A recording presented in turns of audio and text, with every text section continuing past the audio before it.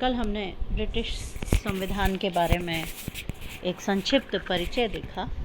आज हम ब्रिटिश संविधान की मुख्य विशेषताओं का अध्ययन करेंगे। जैसा कि विदित है, विश्व में अपनी किस्म का एकमात्र अनूठा यह संविधान ब्रिटिश निवासियों की परिपक्वता का परिचायक है, जो कई सदियों में बिना लिखित आधार के आधुनिक लोकतांत्रिक शासन संचालित कर रहे हैं। प्रमुख विशेषताओं के बारे में हम चर्चा करेंगे। तो सबसे पहली जो ब्रिटिश संविधान की विशेषता है वह है विकसित संविधान। ब्रिटिश संविधान 5वीं शताब्दी से आज तक निरंतर विकसित होता जा रहा है और अभी भी विकास का क्रम जारी है। यह संविधान निर्मित संविधानों की श्रेणी में नहीं आता, क्योंकि यह किसी विशेष संविधान सभा के द्वारा तैयार नहीं किया गया है। हम जानते हैं कि भारत, अमेरिका, जापान और फ्रांस आदि के जो संविधान हैं वो निर्मित संविधान हैं, लेकिन ब्रिटिश संविधान राजतंत्रात्मक शासन व्यवस्था और परिस्थितियों के अनुसार बदलता हुआ धीरे धीरे प्रजातांत्रिक व्यवस्था के अंतर्गत आया है। आज का संविधान जो हमारे सामने है वो एक विशालकाय तथा भव्य इमारत का पर्याय है, जो पीढ़ी दर पीढ़ी धीरे धीरे बना है। किसी ने इसकी नींव भरी तो किसी पीढ़ी ने इसकी दीवारें खड़ी की। आज भी इस भवन का आकर्षक रंग रोगन का कार्य जारी है, अर्थात यह संविधान निरंतर परिवर्धन की ओर चलता आ रहा है। दूसरी विशेषता के रूप में हम देखते हैं कि यह संविधान एक अलिखित संविधान है। अलिखित संविधान मतलब एक प्रारूप के रूप में लिखित नहीं है, कोई डॉक्यूमेंटेशन नहीं है। आधुनिक शासन व्यवस्थाओं के कार्य संचालन के लिए कानून और कागज का महत्व है। संविधान एक डॉक्यूमेंटेशन के रूप में होना आवश्यक है। यह अंग्रेज लोगों की व्यवहारिक समझ का ही परिणाम है, जो कोरे सिद्धांतों की शेखी भगाड़ने के बजाय आपसी समझ का पर्याय रहा है। उन्होंने इसे एक अलिखित रूप में प्रकट कर एक सर्वोत्कृष्ट उदाहरण प्रस्तुत किया है। किसी दस्तावेज, किसी पुस्तक के रूप में इसे लिखा नहीं गया है। अधिकांश भाग अलिखित होते हुए भी इसमें कुछ भाग लिखित भी है, जिसमें जैसे कि हम मान सकते हैं अधिकार पत्र हैं, संसद द्वारा पारित अधिनियम, न्यायिक निर्णय तथा परंपराएं प्रमुख हैं। अतः यह संविधान अलिखित माना जाता है, मतलब योजनाबद्ध रूप से इसे तैयार नहीं किया है। लचीला संविधान, फ्लेक्सिबल संविधान। ब्रिटिश संविधान चूंकि अलिखित संविधान है, विकसित हुआ है, अतः इसमें फ्लेक्सिबिलिटी है, यानी संविधान में परिवर्तन किया जा सकता है। परंपराओं में ब्रिटिश संसद सामान्य बहुमत से परिवर्तन कर सकता है।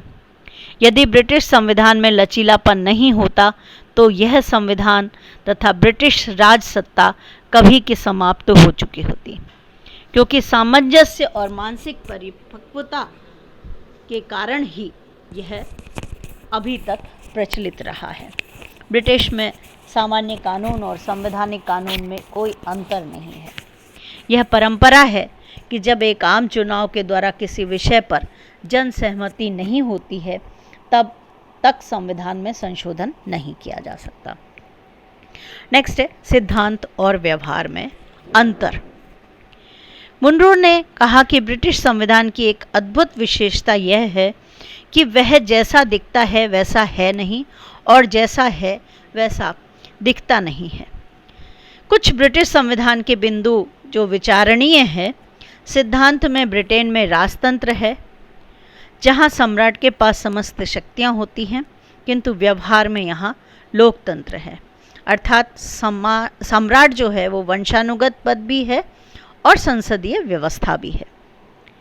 सिद्धांत में शासन के 3 अंग कार्यपालिका, व्यवस्थापिका और न्यायपालिका के बीच शक्ति पृथक्करण प्रचलित है, किंतु वहाँ समस्त शक्तियाँ संसद में केंद्रीकृत दिखाई देती हैं।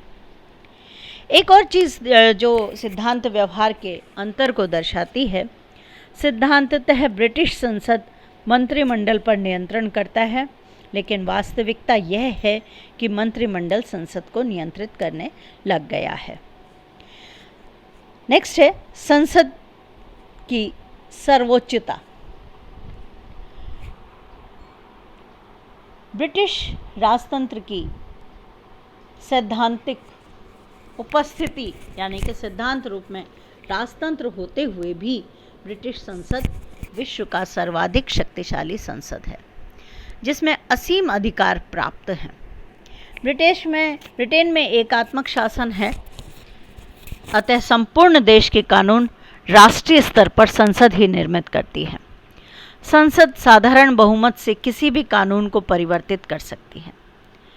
ब्रिटिश संसद द्वारा पारित किसी भी विधेयक तथा प्रस्ताव को न्यायालय में चुनौती नहीं दी जा सकती और न ही सम्राट या साम्राज्ञी उसे निरस्त कर सकता है। नेक्स्ट है एकात्मक शासन व्यवस्था। ग्रेट ब्रिटेन तथा उत्तरी आयरलैंड द्वीपों का शासन लंदन से संचालित होता है। छोटा देश तथा सुसंगठित इकाई होने के कारण यहाँ पर एकात्मक शासन व्यवस्था अपनाई गई है।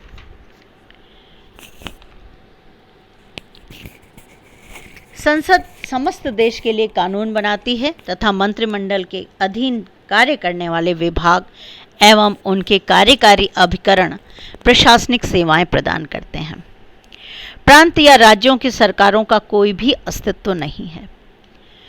नगरों एवं गांवों में स्थापित स्थानीय सरकारें राष्ट्रीय सरकार के नियमों एवं निर्देशों का ही पालन करती हैं। विधि का शासन, रूल ऑफ लॉ। ब्रिटिश संविधान की विकास यात्रा समानता तथा न्याय की स्थापना के लिए प्रारंभ हुई, जिसमें व्यक्ति के बीच में भेद को समाप्त करना प्रमुख उद्देश्य रहा है।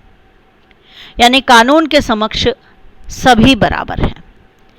जबकि हम देखें कि फ्रांस का जो शासन है वहाँ पर सामान्य और प्रशासकीय कानूनों का भेद होता है, जबकि ब्रिटेन में सभी नागरिकों, राजनेताओं, प्रशासनिक अधिकारियों, उच्च वर्गों सभी के लिए एक समान कानून बने हुए हैं।